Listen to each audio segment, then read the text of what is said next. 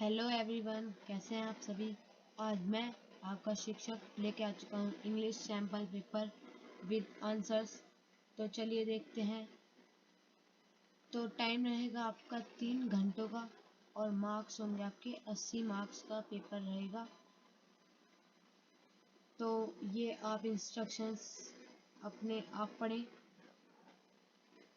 तो चलिए question first start करते हैं। As a high school student, studying poetry can be a roller coaster ride. This journey is punctuated by moments of profound application for simpler pieces and intermittent frus- frustration with more complex words. तो बच्चों ये आप ना पूरा एक बार अच्छे से खुद पढ़िए, जिससे आपको खुद ऐसा लगे हाँ जी मैंने पढ़ा है, क्योंकि ज़्यादातर हम पढ़ते हैं ना जो वही हमारे दिमाग में घुसता है। आंसर नोट करके दिखाते रहूँगा।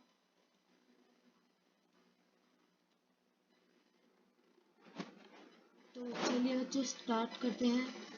क्वेश्चन फर्स्ट है, Which of the following statements best describes the author's attitude towards the studying poetry? इसमें हमें बताना है। तो इसका करेक्ट ऑप्शन है C, recognise the challenges of studying poetry but also acknowledges the reward is offer. तो बच्चों इसका आंसर सी एकदम करेक्ट होएगा। तो चलते हैं हम नेक्स्ट पार्ट पे इसी के। What is the tone of the writer in the given lines from paragraph 1? Rationalize your response in about 40 words। 40 words में बच्चों हमें बताना है ये। तो चलिए पैराग्राफ की लाइन पढ़ते हैं जो कहा गया है। If solving a riddle is what was intended than playing Sudoku is a better option. One is led to ponder if obscurity was the goal। तो चलिए बच्चों इसका आंसर आप ये लिख सकते हैं। The statement is solving a riddle is what was intent than playing sudoku is a better option suggest that the writer is not impressed with the level of complexity in some poetry। Additional the paras led to ponder if obscurity was the goal, impels that the writer believes some poet may internationally make their work difficult to understand, which can be frustrating for readers. The author is of the opinion that poetry should not be needlessly complex. The author's tone thus is sarcastic।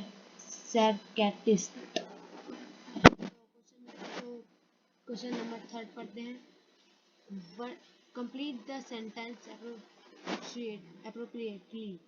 The author's use of vivid imaginary in the paragraph third, such as curl up in a ball and cry and jump up and down with joy, greatly affects the reader because। तो इसके बाद बच्चों हम यहाँ देख सकते हैं paragraph three की बात कर रहा है। The author's use of vivid. तो पैराग्राफ थ्री में चलते हैं। तो जल्दी से वो ढूंढते हैं द ऑथर यूज ऑफ। देखो बच्चों ये है the author use of cognitive language and ये बच्चों उसी का है, मतलब उसी के आंसर में हम इसको काउंट कर सकते हैं। वो कैसे मैं दिखाता हूँ एक सेकेंड।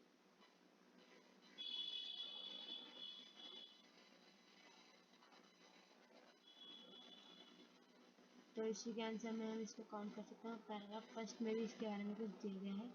तो चलिए चलते हैं, फटाफट से दिखाते हैं आपको थर्ड का आंसर। तो देखिए बच्चे, जो मैं दिखाता हूँ उसी में यही कहा गया है, तो एक बार आप इसे अच्छे से पढ़ लें। It creates a powerful emotional impact and enhances the reader's understanding of the intensity of emotion that emotion that can be conveyed through poetry। तो बच्चों यह इसका आंसर हो जाएगा। तो चलिए बच्चों नेक्स्ट पार्ट में बढ़ते हैं। The passage includes some words that are opposite of each other from the set A and E below identity two sets of antonym 1। तो बच्चों ऑप्शन है intriguing, intriguing and off-putting and option B है deciphering and interpreting, option C appreciate and applaud, option D है simple and challenging. Sorry बच्चों disturbance के लिए, क्योंकि मेरी थोड़ी सी गले में दिक्कत सी हो रही है, खांसी हो रही है, तो कोई नहीं बच्चों, मैं आपको पढ़ाऊंगा फिर भी। Option E emotions and feelings, तो इसके करेक्ट आंसर होंगे option A and option D. तो चलिए बच्चों नेक्स्ट पार्ट में बढ़ते हैं। Complete the sentence appropriately। We can say that the author's tone becomes more neutral and objective when discussing weird poems compared to other types of poetry because। तो बच्चों इसका answer check करते हैं। The author acknowledge that weird poems can be off putting but also appreciates their uniqueness the challenge they present to readers. तो बच्चों ये इसका answer था। तो चलिए बच्चों नेक्स्ट पार्ट में बढ़ते हैं, sixth part. Based on the reading of the passage examined in about 40 words how studying poetry can be like exploring a new city. तो बच्चों इसका ये आंसर होगा, आप पढ़ लें एक बार अच्छे से। चलो मैं भी आपको बताता हूँ। Just exploring a new city requires an open mid mind and a willingness to embrace the unexpected।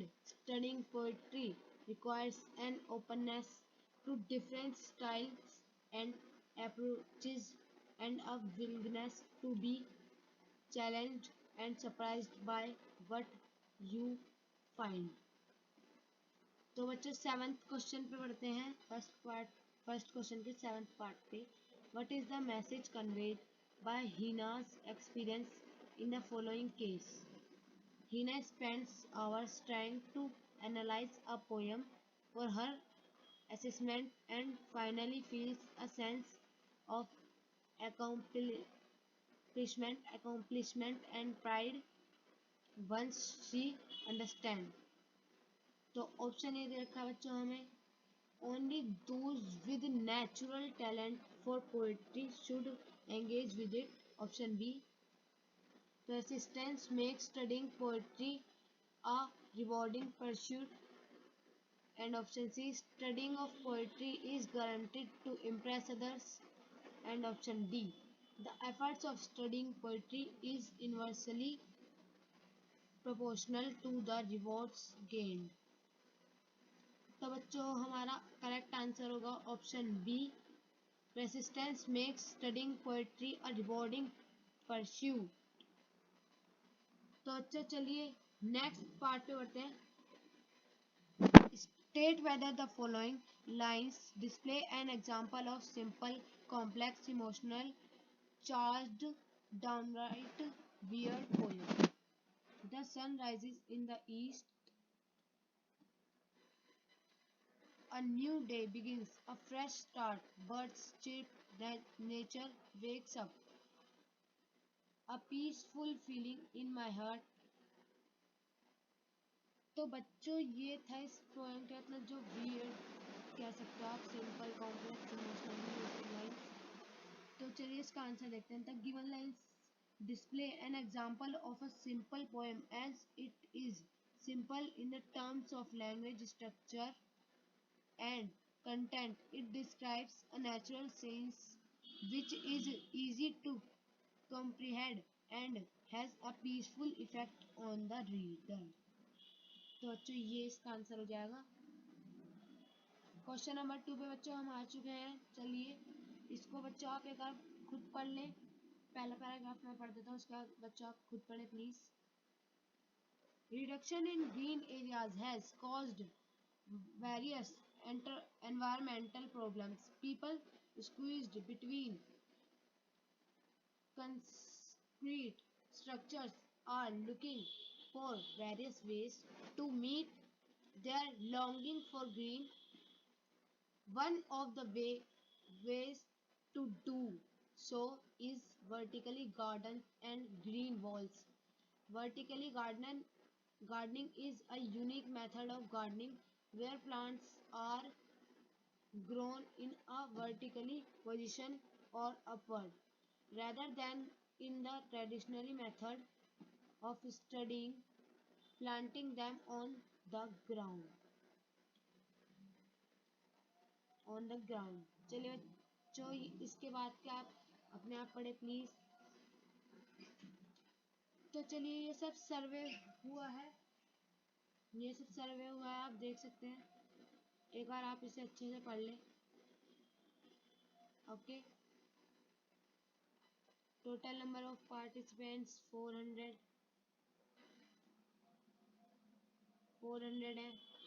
Improve quality ये सब अर्बन एरियाज ये सब दे रखे हैं आपको। तो एक बार अच्छे से आप पढ़ लें बच्चों। तो चलिए इसको आपने पढ़ ही लिया होगा जहाँ तक मेरे ख्याल से। इसके क्वेश्चंस पढ़ते हैं। Answer the following questions based on the passage above. तो चलिए पहले का क्वेश्चन पढ़ते हैं। पहला, complete the following analogy appropriationally based on your understanding of paragraphs 1 and 2. We can say that the situation of people living in concrete structure is comparable with a fish living in a fish bowl, and the need for vertical gardens to the need for decorations in the fish bowl because। तो बच्चों इसका हमें answer बताना है। तो answer आप ये रख सकते हैं, a fish needs decorations such as plants or rocks to simulate a natural environment and improve its quality of life. People living in urban areas need green spaces such as vertically garden to improve their physical and mental well-being. Question 2. Fill in the blanks with the appropriate option from those given in brackets based on your understanding of paragraph. The statement that urban spaces have become more closely connected with the desired natural surroundings through the incorporation of nature and structures in vertically gardens and green walls is a fact या opinion इनमें से हमें बताना है। Because it is a dash subjective judgement और objective detail. तो बच्चों इसका आंसर होगा फर्स्ट वाले का ओपिनियन। इसका जिसपे मैं डबल हाईलाइट कर रहा हूँ, ये ट्रिपल हाईलाइट कर दिया मैंने जिससे ज़्यादा डार्क दिख जाए आपको। रुक जाइए, ग्रीन वाली हाईलाइट कर रहा हूँ जिससे आपको ये देखिए बच्चों, इसका है ओपिनियन। और जिसपे मैं बच्चों येलो वाली लाइट कर रहा हूँ, येलो हाईलाइट कर रहा हूँ, उसका है सब्जेक्टिव जजमेंट। तो बच्चों इसमें आ गया सब्जेक्टिव जजमेंट। तो चलिए बच्चों स्टार्ट करते हैं। थर्ड क्वेश्चन है justify the following in about 40 words.